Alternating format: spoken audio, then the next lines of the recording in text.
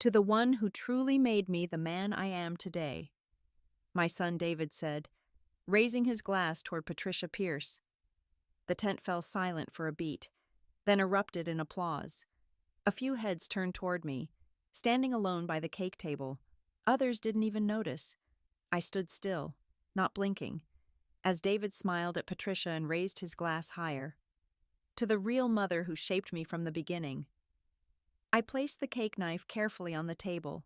Then, with as much dignity as I could muster, I walked out. No one followed me. No one called my name. I was invisible just as I had been for months, but they had no idea what I would do next. I woke up at 4:30 a.m. with a knot in my stomach that wouldn't go away. The sun hadn't even considered rising yet, but my mind was racing through a mental checklist of everything that needed to be done before David's wedding.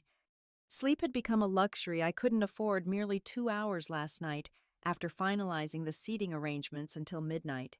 6 months of planning, $80,000 from my retirement fund, and countless sleepless nights had led to this day. The wedding was everything Sarah had dreamed of: a garden ceremony, followed by a reception under a white tent adorned with fairy lights and fresh flowers. I'd personally selected every detail, from the champagne flutes to the monogrammed paper fans that would keep guests cool during the outdoor vows. My phone buzzed on the nightstand. It was Sarah, her voice pitched higher than usual with panic. "Ruth, the hem on my rehearsal dinner dress is completely falling apart. The seamstress forgot to finish it properly. What am I supposed to do? The dinner's tonight." I glanced at the clock, 5:15 a.m. I had a cardiology appointment at 10, the third one I'd scheduled after canceling the previous two because of wedding emergencies. "Don't worry, Sarah. I've got this. Bring it over as soon as you can." I canceled my appointment with a quick email to my doctor's office. My heart condition could wait. My future daughter-in-law's dress couldn't. By 6:30, I was hunched over my sewing machine, carefully restitching the delicate hem of Sarah's ivory silk dress. My fingers weren't as nimble as they used to be, but I'd been sewing since I was 8 years old. This was something I could still do perfectly as I worked. Memories flooded back David as a toddler, clutching my leg while I hemmed his Halloween costume. David at 12, proudly wearing the suit I'd altered for his first school dance. David at 18, hugging me fiercely before leaving for college, whispering, "I couldn't have done it without you, Mom." I finished the dress just as Sarah arrived to pick it up, her blonde hair still wet from the shower, her makeup-free face revealing how young she really was, just 25. "Oh my God, Ruth, you're a lifesaver." She barely glanced at the meticulous stitching as she grabbed the dress and hurried out, already late for her hair appointment. No thank you, no acknowledgement of the canceled doctor's appointment or the dark circles under my eyes. But that was okay. I was used to being the invisible support system, the foundation that no one notices until it crumbles. I made myself a cup of coffee and sat down at the kitchen table, surrounded by flower arrangements I'd been assembling until 2 a.m. The centerpieces, the welcome sign I'd painted myself, the carefully folded napkins, all my work, all my love. David never asked me to do any of it, but he never stopped me either. At 61, I should have been thinking about retirement, about finally traveling to the places I'd only seen in travel magazines. Instead, I'd emptied my savings account for this wedding. After James left when David was 5, I'd raised our son alone, working night shifts as an ER nurse at Massachusetts General Hospital to put him through Boston University debt-free. I'd taught him how to read, how to tie his shoes, how to be a good man. Now, at 32, he was marrying into the Pierce family, old Boston money banking and real estate. Richard Pierce was CEO of Pierce Financial Group, a company that had been in the family for generations. Patricia Pierce was a fixture in Boston society pages, chairing charity galas and sitting on museum boards. They lived in a world I could never belong to, despite my best efforts. But I tried. For David, I tried. The first sign that something was wrong came 2 months before the wedding, when I wasn't invited to Sarah's bridal shower. It was my sister Olivia who called me. Her voice hushed, as if she was sharing a secret. "Ruth, are you running late? Everyone's already here at the Hillcrest Country Club. I was sitting at my kitchen table, clipping coupons from the Sunday paper. The Hillcrest Country Club was only 10 minutes from my house, just off Beacon Street. What do you mean? What's happening at Hillcrest? A pause. Then, Sarah's bridal shower. I just assumed. They said you weren't coming, that you were out of town. My heart sank. I wasn't invited. Olivia, that can't be right. You're the mother of the groom. But it was right. I hadn't received an invitation, not by mail, not by email, not even a casual mention from David or Sarah. Later that evening, I saw photos of the event on social media. 50 women in pastel dresses, raising champagne glasses, Sarah in the center, glowing in a white lace dress, and beside her, Patricia Pierce, Sarah's mother elegant in pale pink, her arm draped possessively around her daughter's shoulders. I waited until the next day to call David. I didn't want to sound upset. I didn't want to be that mother-in-law, the one who causes problems. Oh, that, David said when I mentioned it, his voice dismissive. It was just a small thing. Sarah's friends planned it. You know how those things go. But I did know how those things go. I knew that mothers of the groom are traditionally invited to bridal showers. I knew that small thing was a lie. I'd seen the photos of the lavish event. I swallowed my hurt and changed the subject, asking about the wedding cake tasting we'd scheduled for the following week. David seemed relieved, and I pretended everything was fine. But it wasn't fine.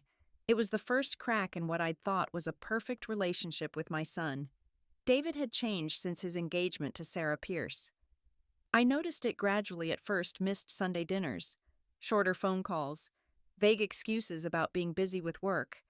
But as the wedding approached, the distance between us grew more obvious. I did my research on the Pierce family. Patricia Pierce wasn't just Sarah's mother. She was a force in Boston society. Her family had old money, connections to politicians and CEOs. Richard Pierce's financial firm managed billions in assets. Their Beacon Hill home had been featured in architectural magazines. The suit fitting was when I knew for certain something was wrong. We were at an upscale men's boutique on Newbury Street. David trying on his wedding tuxedo. The tailor, an older gentleman with measuring tape draped around his neck, looked at me with a professional smile. And you're the grooms. Before I could answer, David cut in. She's just here to help. Just, that word sliced through me like a knife. The woman who raised him when his father walked out. The woman who worked night shifts at the ER so he could go to college debt-free. The woman who taught him how to hold a fork, tie a tie, and read his first sentence out loud. Mom, David said, catching my expression. Don't take it the wrong way. You're being sensitive again. I wanted to ask what the right way to take it was, but I didn't. Because that's what us moms do. We hold it in. We let it go. We tell ourselves, he's just nervous. He doesn't mean it. But they mean it. They always mean it. My first real encounter with Patricia Pierce came during a flower selection meeting at the venue. I'd been handling most of the wedding details partly because I wanted to help, partly because David had asked me to, and partly because I was paying for most of it. Patricia arrived 15 minutes late, immaculately dressed in a cream pantsuit that probably cost more than my monthly mortgage payment. Her blonde hair the same shade as Sarah's, though undoubtedly helped along by an expensive colorist, was pulled back in a flawless chignon. Ruth, dear, she said, air-kissing both my cheeks. So lovely of you to handle all these little details. Sarah's been simply overwhelmed with work. There was something in the way she said dear that made my skin crawl, a condescension that reminded me I was not her equal. As we discussed centerpieces with the florist, I suggested using roses. Oh, honey, Patricia said with a thin smile, leaning in as if sharing a secret. Let's not make it feel too funeral. Okay. Then she turned to the florist. We'll go with peonies and hydrangeas, white and blush, nothing too common. David, who had been mostly silent during the meeting, laughed at Patricia's comment, laughed right in front of me. It didn't stop there. Over the following weeks, Patricia began to take over more and more of the wedding planning. She changed the menu I'd carefully selected with the caterer. She replaced the string quartet I'd booked with a jazz ensemble her friend recommended. She even altered the seating chart I'd spent hours arranging, and each time, David sided with her. "Mom, Patricia knows about these things," he'd say. "She moves in these circles. She knows what will impress Sarah's family." What hurt most was watching Patricia take credit for things I had done and paid for. At the rehearsal dinner which I had organized and financed at the Oak Room in Copley Square, I overheard her telling one of Sarah's aunts, "I wanted everything to be perfect for David. He's like a son to me already." I stood in the corner of the room, a glass of wine clutched in my hand, and wondered when I had become a stranger to my own son. The day of the wedding arrived. Bright and clear, the garden was transformed with white chairs lined up in neat rows, an arch of white roses marking the spot where David and Sarah would exchange vows. I'd been up since dawn, overseeing the final details. The tent was impeccable, the champagne was chilling, and the garden had been renovated specifically for this day. I'd even personally placed the monogrammed paper fans on each chair. As guests began to arrive, I slipped away to change into my dress and navy blue sheath that I'd chosen carefully to be elegant but not flashy. I didn't want to outshine the bride or her mother. I just wanted to look nice in the photos. When I returned, Patricia was already working the crowd. She wore a soft pink gown that probably cost more than my car, the kind of elegant that whispered, "I came to be seen." She moved through the guests with practiced ease, accepting compliments as if she had planned the entire event. When one guest commented on how beautiful everything looked, she didn't correct them. She just smiled and said, "We really wanted it to be special for David and Sarah." We, as if she had anything to do with the months of planning, the sleepless nights, the careful budgeting to make sure everything was perfect. The ceremony was beautiful. Sarah looked radiant in her designer gown, and my David was so handsome in his tuxedo. As they exchanged vows, I felt tears prick my eyes. Despite everything, I was happy for them. I wanted David to have the perfect day, the perfect life. The reception was even more magical than I had imagined. Lanterns hung above the tables, twinkle lights wrapped around the trees, gold chairs surrounded tables draped in ivory linens. People were laughing, drunk on wine and joy and good lighting. I stood near the edge of the tent, watching. Patricia continued to work the room, accepting compliments that weren't hers to take. I noticed David's brother Nathan watching me from across the tent, a concerned look on his face. I gave him a small smile to show I was fine. Then the DJ tapped the microphone. "Time for toasts." I felt a strange weight in my hands and looked down. I was still holding the cake knife. I hadn't even cut myself a slice of the cake I'd paid for. David stood up, champagne glass in hand. The tent fell silent as all eyes turned to him. "I just want to take a moment," he began, "to thank the people who made today possible." He looked around the tent, his eyes passing over me as if I were a stranger. "First of all, Sarah, the love of my life." He turned to his bride, who beamed up at him. The guests applauded. "And of course," he continued, "my mother." My spine straightened, my fingers gripping the chair behind me. I gave the smallest smile, just enough to acknowledge what I thought was coming. "The woman who's been like a real mother to me from the beginning," he said, turning toward Patricia. The tent fell silent for a beat, then erupted in applause again. A few people turned their heads toward me. Others didn't even notice the slight. I stood still, not blinking, as David smiled at Patricia and raised his glass. "To the one who truly made me the man I am today."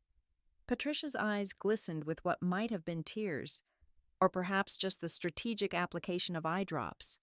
She placed a manicured hand over her heart, the picture of maternal pride. I didn't move during the applause. I didn't flinch when someone behind me whispered, "Is that his real mom?" And someone else replied, "I think she's just a friend of the family." A friend, after everything. I placed the cake knife carefully on the table. Then, with as much dignity as I could muster, I walked through the tent, past my sister Olivia, who whispered my name. past the couple who had driven from Chicago for the wedding, past the table with the party favors I had wrapped myself, and I walked out. No one followed me. No one called my name. I was invisible just as I had been for months.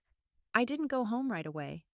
I couldn't bear the thought of sitting alone in my empty house, surrounded by the photos of David growing up, reminders of a relationship I thought we had. Instead, I drove aimlessly through the streets of Boston for almost an hour. No music played on the radio. No GPS directed my path. Just the sound of my own breathing and one sentence repeating in my mind. To the one who truly made me the man I am today. Patricia Pierce. The woman who had known my son for less than 2 years. The woman who had never held his fevered body through the night when he had pneumonia at age 7. Who had never cheered until she was hoarse at his high school football games. Who had never worked double shifts to afford his college application fees. She had made him the man he was today. The absurdity of it would have made me laugh if it hadn't cut so deep. As I drove along the Charles River, past familiar landmarks, the park where I'd taught David to ride a bike, JRP, licks where we'd celebrated every report card, memories washed over me in waves. I'd changed his diapers, held his head during fevers, spent 3 nights sleeping on a hospital chair when he broke his leg in high school. I'd been there for every milestone, every triumph, every heartbreak. And what had Patricia Pierce done? Worn expensive clothes, planned expensive parties, made my son feel like he belonged in a world I could never access. The digital clock on my dashboard read 9:47 p.m. when I finally turned onto my street in Jamaica Plain. The house was dark and quiet, just as I'd left it that morning, though it felt like a lifetime ago. I took off my shoes at the door, a habit I'd instilled in David from childhood. Another small piece of me he'd probably discard now that he was part of the Pierce family, but I wasn't angry that emotion would arrive later. In this moment, I just felt hollow, as if something essential had been scooped out of me, leaving nothing but an aching emptiness. I walked straight to my hallway closet and pulled out the old cedar box I kept on the top shelf. I hadn't opened it in years, but I knew exactly what was inside, the physical evidence of a mother's love. Sitting cross-legged on my living room floor, I began to sort through the contents. Every school report card from kindergarten through senior year. His acceptance letter to Boston University. The Mother's Day card he wrote in 6th grade. To the best mom in the world, even when you're tired and sad. A crayon drawing he made of the 2 of us holding hands at the beach, where he'd made me taller than the sun. I didn't cry. Instead, I started organizing.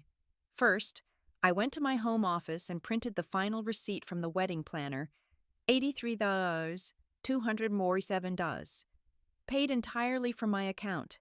I found emails between Sarah and me confirming choices, payments, and even changes that Patricia didn't know about. I printed the receipt for the wedding cake, which Richard Pierce had thanked Patricia for paying during his toast. He never knew I had covered it. I gathered photos as well. One of me holding David minutes after his birth, my face exhausted but radiant with love. One of us dancing in the kitchen, both barefoot, when he was 10, and one I'd taken at the wedding, me alone near the cake table, watching from a distance as my son celebrated with his real family. As I arranged these items on my dining room table, the hollow feeling inside me began to fill with something else. Not anger, not exactly, something clearer, sharper, a determination that cut through the fog of hurt and betrayal. By midnight, I had everything I needed. I took out a sheet of my good stationery and began to write. David, I wrote, my handwriting steady despite everything. You said she made you the man you are today, but the woman who carried you, fed you, paid for this wedding, and kept your name safe in her mouth through every storm. That was me. If one speech was all it took to forget that, then you never really knew me at all. I'm not angry. I'm awake now. I sealed everything in a large manila envelope. No threat, no begging, just clarity. The next morning, I called my younger son. Nathan, unlike David, Nathan had always seen me clearly. He'd noticed the subtle shifts in his brother's behavior over the past year, had tried to warn me that something was changing. Mom, his voice was cautious when he answered. Are you okay? I tried to find you after the reception, but you were gone. I'm fine, I said, and was surprised to find it wasn't entirely a lie. Could you stop by this morning? I have something I need you to deliver to your brother. Nathan arrived an hour later, his face tight with concern. He hugged me for a long time before letting go. What he said wasn't right, he said fiercely. Patricia isn't. I held up a hand to stop him. I know, but this isn't about her. It's about David and what he needs to understand. I handed him the sealed envelope. Please give this to your brother. Tell him to read everything slowly and then decide what kind of son he wants to be. Nathan looked down at the envelope, then back at me. You okay, Mom? Really? I nodded. I will be, one way or another. After Nathan left, I made myself a cup of tea and sat on my back porch. The garden I'd meticulously tended for years stretched before me, each plant and flower placed with care. Like everything else in my life, it represented hours of unseen labor. But unlike my relationship with David, I could see the results of my work here. The garden didn't forget who had nurtured it. For the first time since the wedding, I allowed myself to wonder what would happen next. Would David read what I'd sent? Would he care? Or had I truly become invisible to him, replaced by the glamorous illusion the Pierces represented? Whatever happened, I knew one thing with absolute certainty: I wouldn't disappear. I wouldn't shrink myself to fit into the narrow space they'd allocated for me.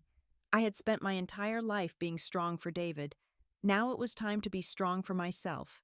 David showed up on Saturday. He didn't text. He didn't call. He just rang the doorbell like he used to at 16 when he wanted something but didn't know how to ask for it. I saw through the window that he was alone. No Sarah, no Pierces, just my son, looking smaller somehow, less certain than the man who had stood in that tent and erased me from his life. I opened the door but said nothing. I didn't step aside to let him in. He would have to ask for that courtesy now. Mom, he said, his voice rough. Can I come in? I moved aside silently, watching as he entered the house where he'd grown up. His eyes darted around as if seeing it for the first time, or perhaps the last. He sat on the couch, perched on the edge like a visitor, not like a son in his childhood home. What do you want? I asked, not with hate, just directly. He swallowed hard. Did you read my letter? David, I interrupted. That's not what I asked. Silence fell between us, heavy with all the things unsaid. He lowered his eyes, staring at his hands I had once held as he took his first steps. I didn't mean to hurt you, he finally said. You didn't mean to, or you didn't think I'd notice? He closed his eyes, his face a mask of discomfort. Everyone said Patricia deserved to be honored. She helped a lot. She was present, more present than me. I said it calmly, not a tremor in my voice. He tried to explain, words tumbling out in a rush. It wasn't like that. I just didn't think it through. The Pierces have connections. They've introduced me to people who can help my career. Patricia has been supportive of my relationship with Sarah in ways that... I leaned forward, cutting him off. No, David, you did think it through. You chose it. You chose the applause, the public performance. But I'm not a prop. I'm the story. He took a deep breath, running a hand through his hair, a gesture so familiar it made my heart ache. What do you want me to do? Nothing, I said. There's nothing to fix. There's only remembering or forgetting. He stayed for over an hour. We talked about the wedding, about Sarah feeling confused by the tension between me and Patricia. He mentioned that Patricia had been upset after reading what I'd sent, the receipts, the emails, the proof that I had been the one behind the perfect day she'd taken credit for. I didn't tell him that Patricia knew exactly what she was doing all along. This wasn't about her. It was about him, about me, about what can't be erased with microphones and raised glasses. As he was leaving, he paused at the door. I'm sorry, Mom, really. I looked at my son, this man I had raised, This stranger who had hurt me so deeply and found that despite everything, I still loved him, but I loved myself, too. I know you are, David, but being sorry isn't the same as understanding what you did wrong. After he left, I sat alone in my living room, surrounded by the life I'd built. For the first time in months, I felt like I could breathe again. The confrontation hadn't fixed everything, some cracks stay cracked, but at least now the truth was in the open. I hadn't realized how exhausting it had been. Pretending that the small slights and dismissals didn't hurt. Pretending that it was okay to be invisible in my own son's life. Now, at least, we both knew where we stood. Whether David would choose to remember or forget remained to be seen, but I knew what I would do. I would remember everything, the good and the bad, the love and the betrayal, and I would move forward, not as a footnote in someone else's story, but as the author of my own. The days after David's visit passed in a blur of emotions. I tried to find my footing again, to remind myself who I was beyond being David's mother. Late that afternoon, the doorbell rang again. I wasn't expecting anyone, and for a moment, I wondered if David had returned. But when I opened this door, I found a young woman standing on my porch. "Mrs. Elliot?" she asked hesitantly. It took me a moment to recognize her, Olivia Matthews, my goddaughter, the daughter of my best friend who had passed away 3 years ago, at 22. She was no longer the teenager I remembered, but a poised young woman with her mother's keen eyes. "Olivia, what a surprise." I stepped back, inviting her in. "What brings you here?" She held up a small bakery box and 2 coffee cups. "I brought banana cake and caffeine. I thought you might need both." As we settled at my kitchen table, Olivia studied me carefully. "I saw your face in the video," she said without preamble. "Video?" "Yeah, someone posted David's speech online, one of Sarah's bridesmaids. I think—" She unwrapped the cake, but her eyes stayed on me. "I saw your face when he pointed to Patricia. That's the part that killed me. You didn't even flinch. You just smiled." I hadn't known there was video evidence of my humiliation. The thought of strangers watching that moment made my stomach clench. But Olivia wasn't looking at me with pity. There was something else in her expression, admiration. "You didn't flinch," she repeated. "That kind of strength, it's rare. I want to grow up like that." For the first time in days, I felt a flicker of tenderness, not for David or the relationship we had lost, but for this young woman who had seen something valuable in my pain. "It's not strength," I said quietly. "It's just what we do. We hold it together because falling apart isn't an option." Olivia shook her head. "No, that's exactly what strength is. Anyone can fall apart. It takes real power to hold yourself together when everything is crumbling." We talked for hours, about her mother, my friend, about Olivia's struggles at Northeastern and her dreams for the future, about David and the Pierces, and what it means to be seen, truly seen by the people who claim to love you. As she was leaving, Olivia hugged me tightly. "You know what my mom always said about you, that you were the strongest person she knew. Not because nothing bad ever happened to you, but because you never let the bad things change who you were." After she left, I stood in my doorway for a long time, watching as the sun set over my neighborhood. For the first time since the wedding, I felt something like peace settling over me. I wasn't alone. I hadn't disappeared. And maybe, just maybe, being invisible to some people meant being truly seen by others. A week later, I went back to the wedding venue. Not for closure, not for drama. I went because I'd left my purse under the dessert table and never bothered to collect it. The manager handed it to me with a quiet smile. "Everyone kept asking whose it was," he said. "Of course they did." I took the purse, thanking him. On impulse, I walked through the garden where the ceremony had taken place. The chairs were gone now. The rose petals swept away. The arch was still there, stripped of flowers, just wood and wire standing sentinel over an empty lawn. I stood under it alone.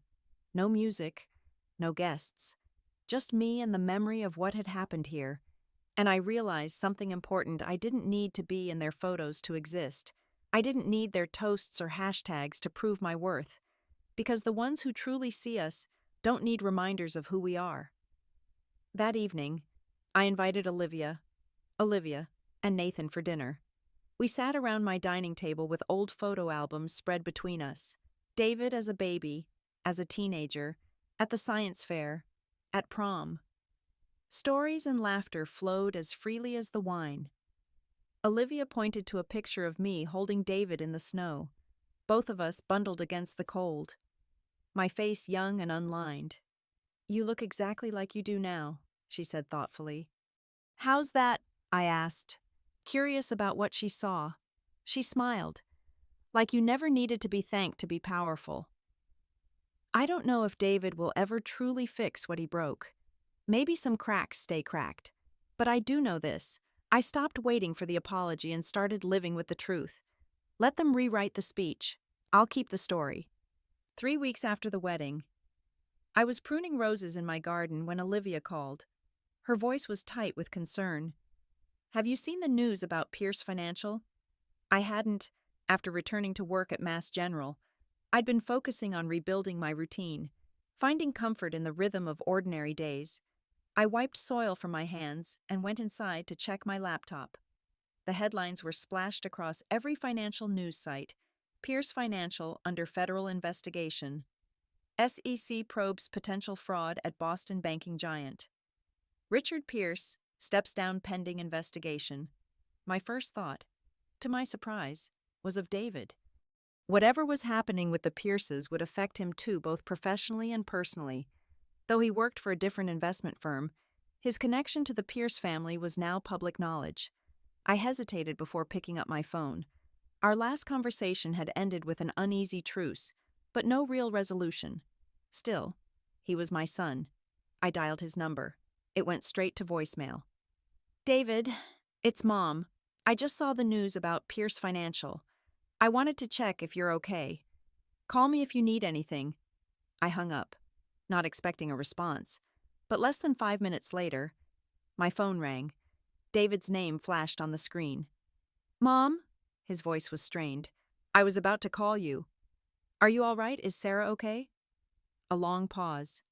"It's bad. Mom, worse than what they're reporting. The FBI raided Richard's office yesterday. They're saying he's been running a Ponzi scheme for years. Sarah's devastated. Patricia's not speaking to anyone." Something cold settled in my stomach. "And you? How are you involved?" "I'm not," his voice cracked. "But people think I am. My firm put me on administrative leave this morning. They're concerned about appearance of impropriety since I just married into the family." I closed my eyes, thinking of the proud young man who had stood at that wedding, thanking his real mother, while ignoring the woman who had sacrificed everything for him. Now he sounded like a frightened child. "What do you need?" I asked simply. Another pause. "Can I come over? I need to talk to someone who isn't a Pierce." An hour later, David sat at my kitchen table, a mug of untouched coffee growing cold before him. He looked haggard, with dark circles under his eyes and a rumpled suit that suggested he'd slept in it. "I didn't know," he said, staring at his hands. "I swear I didn't know what Richard was doing, but no one believes me. Emily's father has been using investor funds to maintain their lifestyle for years. The houses, the cars, the vacations, all of it was bought with stolen money." "And the wedding?" I asked quietly. David looked up, realization dawning on his face. "Oh God, the wedding too. They insisted on paying for half. Remember, Saeed, it was tradition." I remembered. I also remembered how Patricia had taken credit for elements I had paid for, how Richard had publicly thanked his wife for the cake I had purchased. Small deceptions that now seemed connected to something much larger. "What does Sarah say about all this?" Thomas ran a hand through his disheveled hair. "She's in shock. She keeps saying there must be a mistake, that her father would never do something like this. But the evidence? It's pretty damning, Mom. And Patricia." His expression hardened. "Patricia knew. She had to have known. She managed all their personal finances. There's no way she didn't see where the money was coming from. I thought about Patricia Pierce, with her impeccable clothes and flawless manners and contempt barely concealed beneath a veneer of politeness.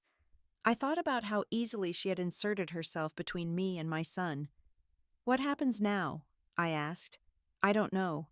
My career might be over.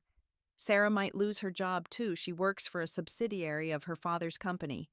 He looked up at me, his eyes hollow. Everything's falling apart. Mom. I reached across the table and took his hand. Despite everything, he was still my son. Then we'll figure it out, one piece at a time. It wasn't forgiveness, not yet, but it was a beginning. Over the next few days, more details about the Pierce scandal emerged. Richard Pierce had been running a sophisticated fraud for nearly 15 years, using new investor funds to pay returns to earlier investors while skimming millions for himself and his family. The scale was staggering: over $300 million missing, hundreds of victims, many of them retirees who had trusted the Pierce name and lost their life savings. Each new revelation made David quieter, more withdrawn. He started spending more time at my house. Sarah had retreated to her parents' Beacon Hill home, closing ranks with her family. The beautiful Back Bay apartment they had purchased together with significant help from the Pierces, I now understood, sat empty. She says she needs space, David told me one evening as we sat on my back porch. She says this is tearing her family apart, and she needs to be there for them. And what about you? You're her husband. He gave a bitter laugh.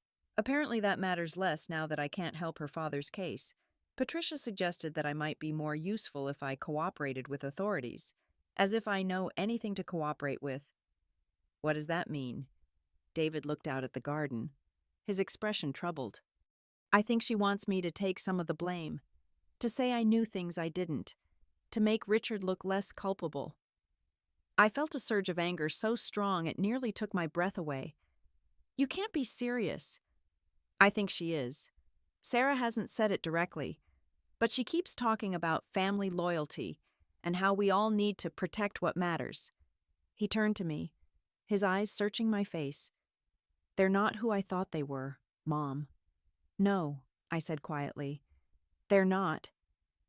We sat in silence for a while, watching fireflies begin to appear in the gathering dusk. Finally, David spoke again, his voice barely audible. I was so stupid. I let them convince me that their world was better than mine, that they were better than... He trailed off, but I knew what he couldn't say. Better than me. Better than the life I had built for us. Why didn't you tell me, he asked suddenly, about the wedding costs, about Patricia taking credit? Why didn't you say something? I considered the question carefully. Would you have believed me? Or would you have thought I was being difficult, trying to come between you and your new family? He didn't answer, which was answer enough. Besides, I continued, that's just what us moms do. We don't keep score. We don't demand credit.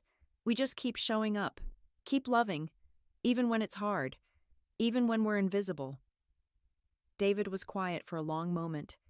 Then he reached for my hand, squeezing it tightly. I see you, Mom. I should have all along, but I see you now. It wasn't everything, but it was something, a crack in the wall between us, letting in the first rays of light. A month after the scandal broke, David received a call from the FBI. They wanted to interview him about his knowledge of Pierce Financial's operations. It's just routine, the agent assured him over the phone. You're not a target of our investigation. We're speaking with everyone connected to the company. Still, David was terrified. We sat at my dining room table that evening, going through every interaction he'd had with Richard Pierce, every document he might have seen, every conversation that could possibly be relevant. What if I say the wrong thing? He asked, his voice tight with anxiety. What if I accidentally implicate myself? That's why you'll have a lawyer with you, I said firmly. Nathan's friend James is a criminal defense attorney. He's agreed to represent you. David looked at me in surprise. You arranged that when...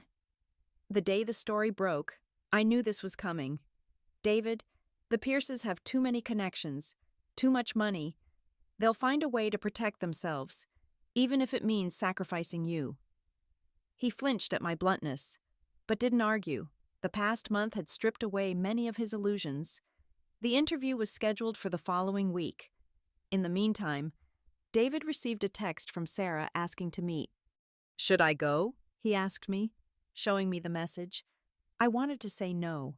I wanted to protect him from more manipulation, more pain, but he needed to make his own decisions. "That depends on what you want. David, is this marriage something you still believe in?" He stared at his phone for a long time before answering. "I don't know anymore. I loved her. I still love her. But I don't know who she really is, or if what we had was even real." "Then maybe you should find out," I said gently. They met at a quiet cafe in downtown Crossing. David returned 3 hours later, his face ashen. "She wants me to tell the FBI that I knew about some of Richard's activities," he said without preamble as he walked through my door. "She says if I do, her father's lawyer thinks they can negotiate a better plea deal." "What did you tell her?" "That I wouldn't perjure myself, that I couldn't lie to federal agents." He sank onto my couch, burying his face in his hands. "She said if I loved her, I would do this one thing for her family, for our future." I sat beside him, putting my arm around his shoulders. "Oh, David, I told her no. I told her I wouldn't destroy my life to save her father from consequences he deserves." He looked up at me, his eyes red-rimmed but clear. "She said I was betraying her, that this proved I was never really part of their family. And what did you say to that?" A ghost of a smile crossed his face. "I said maybe that was the first honest thing any of them had ever told me." I pulled him close, this grown son of mine, who was finally seeing clearly. "I'm proud of you," I whispered. And for the first time in months, perhaps years, I felt like he actually heard me. The day of David's FBI interview arrived with a sky the color of slate. I drove him to the federal building in downtown Boston, James the attorney meeting us in the lobby. David was pale but composed, dressed in a conservative suit with a blue tie I had given him for his last birthday. "Remember," James said as we waited, "answer only what's asked. Don't volunteer information. If you don't know something, say you don't know. Don't guess." David nodded, his knee bouncing nervously. "What if they ask about Sarah, about what she wanted me to say?" James's expression was grave. "Tell the truth. If they can prove you lied to federal agents, even about something small, they can charge you. The truth is your best protection here." As they prepared to go in, David turned to me. "Will you wait for me?" "Of course," I said. "I'll be right here." The interview lasted over 4 hours. I sat in the sterile waiting area, thumbing through outdated magazines, checking my watch every few minutes. Finally, David emerged with James, both looking cautiously relieved. "It went well," James told me as we walked to the parking garage. "They were primarily interested in Richard's operations, not David. They asked about Sarah's request, but David handled it perfectly honest but not accusatory." David was quiet on the drive home, staring out the window at the city passing by. Finally, he spoke. "They showed me documents. Mom, financial records with my name on them, accounts I never opened, transactions I never authorized." My hands tightened on the steering wheel. "What does that mean?" "It means someone was using my identity. James thinks it was Richard setting up a fall guy in case things went south." He turned to look at me, his expression haunted. "They were planning this all along, even before the wedding." A cold realization washed over me. That's why they wanted you in the family, not because Sarah loved you, but because they needed a scapegoat. The agent said they found similar accounts in other names: junior employees, distant relatives, people connected to Pierce Financial, but not in positions of power. He leaned his head back against the seat. I was just another pawn. When we arrived home, David went straight to the guest room that had become his over the past month. I heard the shower running, Then silence. I gave him space, busying myself with dinner preparations. Later, as we ate pasta at the kitchen island, David seemed calmer, more resolved. "James thinks I should file for divorce," he said, twirling spaghetti around his fork without eating it. "He says I need to distance myself legally from the Pierces before their assets are frozen or seized. Is that what you want?" He set his fork down. "What I want is for none of this to have happened. What I want is to go back to when things made sense." He looked up at me, his eyes clear. "But since I can't have that, yes, I want out. I need to salvage what's left of my life." I reached across the table and squeezed his hand. "Then that's what we'll do. One step at a time." That night, as I was getting ready for bed, I heard a soft knock at my door. David stood in the hallway, looking younger than his 32 years. "Can I ask you something, Mom?" "Of course." "Why are you helping me? After what I did at the wedding, after how I treated you, why didn't you just tell me I deserved what happened?" I considered my answer carefully. "Because that's not who I am, David, and it's not who I raised you to be. We make mistakes, sometimes terrible ones, but family means you get a chance to fix them." He nodded, tears glistening in his eyes. "I don't know if I can ever make it right. What I said that day." "You can't erase it," I said gently. "But you can learn from it. You can choose to be different going forward." He stepped forward and hugged me then, the first real embrace we'd shared in longer than I could remember. And as I held my son, I felt something shift between us, not a complete healing, but the beginning of one. The Pierce case moved faster than anyone expected. Richard struck a plea deal, admitting to securities fraud and wire fraud in exchange for reduced charges against Patricia, who had indeed been aware of and participated in the scheme. Sarah was never charged, though the investigation revealed she had benefited significantly from the stolen funds. David filed for divorce. Sarah contested it at first, then abruptly agreed to terms when it became clear that fighting would mean more scrutiny of her family's finances. The beautiful apartment was sold, the proceeds held in escrow pending the outcome of victim restitution claims. Through it all, David stayed with me. He found a new job at a small financial advisory firm, a step down from his previous position. But honest work with people who valued integrity over connections. Slowly, he began to rebuild his life. One evening in late autumn, about 6 months after the wedding, David and I sat on the back porch drinking tea. The air was crisp, the garden ablaze with fall colors. "I got a letter today," David said, "from the prosecutor's office. They're returning some of my personal items that were seized during the investigation, things from the apartment." "That's good," I said. "Closure," he nodded, turning his mug in his hands. "There's something else. I've been thinking about changing my name." I looked at him in surprise. "Your name?" "Not Elliot, just my middle name. I was thinking of changing it to James after Dad." My late husband, James Elliot, had died when David was 20. Despite their sometimes difficult relationship, David had always respected his father's work ethic and integrity. "Your father would be honored," I said softly. "I want to reclaim who I am." David explained, who I was before the Pierces, before I let myself believe that money and status were more important than the things you taught me. I felt a swell of emotion, too complex to name. Pride, grief, hope, love all tangled together in my heart. "There's one more thing," David continued.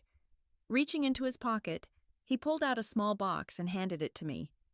"This is for you." Inside was a delicate silver bracelet with a single charm, a small silver rose. "It's not much," he said, suddenly self-conscious. "Not compared to what you've done for me, but I wanted you to have something that reminds you of how strong you are, how you keep blooming even when things are hard." I slipped the bracelet onto my wrist, watching how it caught the fading light. "It's beautiful, David. You're the one who made me the man I am today. Mom," he said quietly. "The good parts. Anyway, I just lost sight of that for a while." It wasn't a Hollywood ending. There were still difficult days ahead. David would continue to deal with the fallout from his brief marriage and connection to the Pierces. There would be depositions and paperwork and news stories that mentioned his name. But something had been restored between us, something essential that I had feared was lost forever. Not just a mother-son relationship, but a mutual respect, a recognition of truth. Later that night, after David had gone to bed, I sat alone in my garden. The moon was high, casting silver light over the flowers and shrubs I had nurtured for years. I thought about Patricia Pierce, who had tried to steal my place in my son's life, who had seen me as nothing more than an inconvenient reminder of his humble beginnings. I wondered if she had ever known real love, the kind that doesn't need to be bought or performed, the kind that persists even when it's rejected or ignored. I hoped, for her sake, that she had. As for me, I had lost things too. The dream of a daughter-in-law who would become like my own child, the fantasy of grandchildren running through this garden, the simple joy of seeing my son happily married. But I had gained something more valuable, the knowledge that I was stronger than I had ever imagined, that I could face humiliation and betrayal and still remain standing, that I could offer forgiveness without compromising my dignity. Patricia had underestimated me. They all had. They thought they could erase me, replace me with a more polished version that fit their narrative better. They thought I would disappear quietly, accepting my assigned role as an aging woman no longer relevant to her son's life, but I was still here, still loving, still strong, still the author of my own story. And now, finally, my son understood that too. I touched the silver bracelet on my wrist, feeling its cool weight against my skin, a small token of recognition, but a meaningful one, a symbol that sometimes, even in this imperfect world, truth prevails, love endures, justice, in its own way, is served, and that, in the end, is all any mother can ask for. Spring came early that year. By mid-March, my garden was already showing signs of life crocuses pushing through the soil, buds forming on the rose bushes.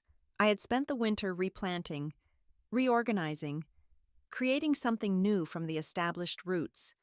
David had moved into his own apartment in January, a modest one-bedroom in Somerville. Not the luxury high-rise he had shared with Sarah, but his own space, decorated with furniture we had found together at estate sales and antique shops. Each piece had a story, a history, a soul, like us. We had fallen into a comfortable routine: Sunday dinners at my house, occasional movies or museum visits, a relationship built on choice rather than obligation, on seeing rather than assuming. One Sunday in April, David arrived with a woman I hadn't met before, Dr. Elena Rodriguez, a colleague from his new firm. She was in her late 30s, with warm brown eyes and a quick laugh. Not glamorous like Sarah, but genuine, present. When David told a story about his childhood, she listened, really listened, instead of checking her phone or looking around the room for someone more important. After dinner, as David and Elena washed dishes in the kitchen, he had insisted, another small sign of change. Olivia helped me clear the table. "I like her," Olivia whispered, nodding toward the kitchen where Elena's laugh mingled with the sound of running water. "Me too," I said, and realized I meant it. Not because Elena was perfect, but because she saw my son, really saw him, not as a stepping stone or accessory, but as a person worth knowing, as they were leaving. Elena paused to admire a painting hanging in my hallway, a watercolor of the Boston Public Garden I had painted in my art class. "This is beautiful," she said. "The light is so delicate." "Mom painted it," David said, and the pride in his voice warmed me from the inside out. Elena turned to me, surprised and impressed. "You're an artist," I started to say no, to minimize my accomplishment the way women of my generation were taught to do. But then I caught myself. "Yes," I said simply, "I am." And in that moment, I realized something important. I had spent so long being defined by my relationship to others' mother, nurse, ex-wife, that I had forgotten I was also myself, a woman with talents and interests and a future still unfolding. The next week, I registered for an advanced watercolor class at the community center. My instructor, Rebecca, with her colorful glasses and boundless enthusiasm, pushed me to experiment, to take risks, to find my own style. The other students, mostly women my age, with their own stories of invisibility and rediscovery, became friends, then confidants. We started meeting outside of class for coffee, for gallery visits, for plein-air painting sessions in the Arnold Arboretum. With them, I didn't have to explain myself or justify my choices. I could just be. One evening in May, I came home from class to find a message from Sarah on my answering machine. I hadn't heard her voice in almost a year. Mrs. Elliot? Ruth? It's Sarah.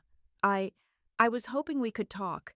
There are things I need to say to you, things I should have said a long time ago. Please call me back if you're willing. I sat with the message for a long time, my finger hovering over the delete button. Part of me wanted to erase her voice, to close that chapter completely, but another part, the part that had raised two sons to face their mistakes, knew I needed to listen. I called her the next day. We agreed to meet at a small cafe near the river neutral territory, away from memories and accusations. She was waiting when I arrived, her posture stiff, her designer purse clutched tightly in her lap. But her clothes were simpler now, her makeup less perfect. The scandal had taken its toll. "Thank you for coming," she said as I sat down. "I wasn't sure you would." "I almost didn't," I admitted. She nodded, accepting this. "I wouldn't have blamed you." She took a deep breath. "I want to apologize. For everything.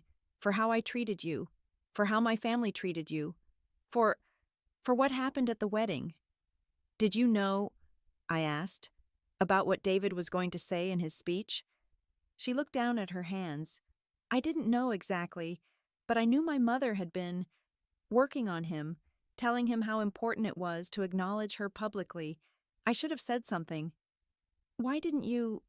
Sarah was quiet for a moment.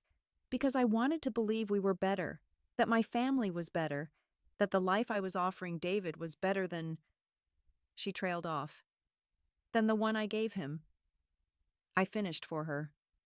She nodded, a flush spreading across her cheeks. "I was wrong. So wrong.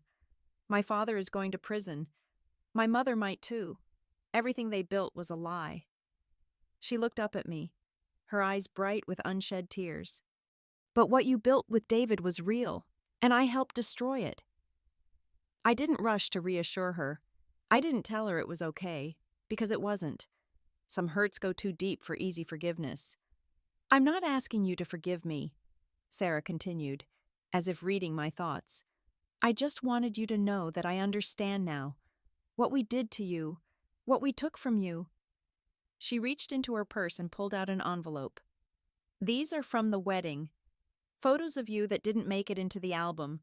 I thought you might want them." I took the envelope, nodding my thanks. "What will you do now?" I asked. "Start over. Somewhere new.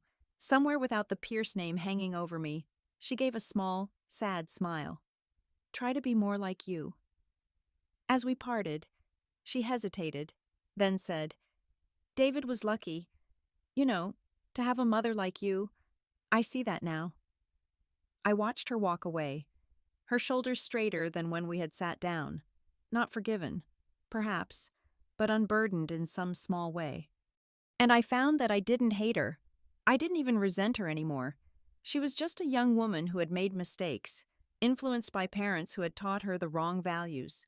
Like all of us, she was learning the hard way that character matters more than cash, that integrity outweighs influence, that real love, can't be bought or sold or traded up. Back home, I opened the envelope Sarah had given me. Inside were a dozen candid photos from the wedding, me arranging flowers before the ceremony, laughing with Nathan during the cocktail hour, watching from the edge of the dance floor as David and Sarah had their first dance, moments no one else had thought worth preserving. I selected one, a shot of me standing in the garden, early morning light catching in my hair, a look of quiet determination on my face, and placed it in a simple silver frame. Then I hung it next to my watercolor in the hallway. Two versions of myself. Both true, both valuable, both seen. The next Sunday, David noticed it immediately. "That's new?" he said, pausing in the hallway. "Sarah gave it to me," I explained. "We had coffee last week." He raised his eyebrows, surprised. "How was that necessary?" I said simply. He studied the photo for a long moment. "You look beautiful there. Strong." "I was," I said. "I am," he nodded, understanding. "I brought something for you," he said, changing the subject. "Wait here." He went out to his car and returned with a large, flat package wrapped in brown paper. "Elena helped me find it," he said, handing it to me. "For your studio." I unwrapped it carefully. It was a wooden sign, hand-carved with elegant letters. "Ruth Elliott, artist. For the spare room," he explained. "I thought you might want to make it official." Tears pricked my eyes as I ran my fingers over the carved letters. Not Mom, or Mrs. Elliott, or any of the other roles I had played. Just my name, my identity, myself. "Thank you," I whispered. "Thank you," he replied. And I knew he wasn't just talking about the moment. He was thanking me for everything, for raising him, for forgiving him, for showing him what real strength looks like. I hung the sign that afternoon. Over the door of the spare room I had been slowly converting into an art studio. As I stepped back to admire it, I felt a sense of rightness, of completion.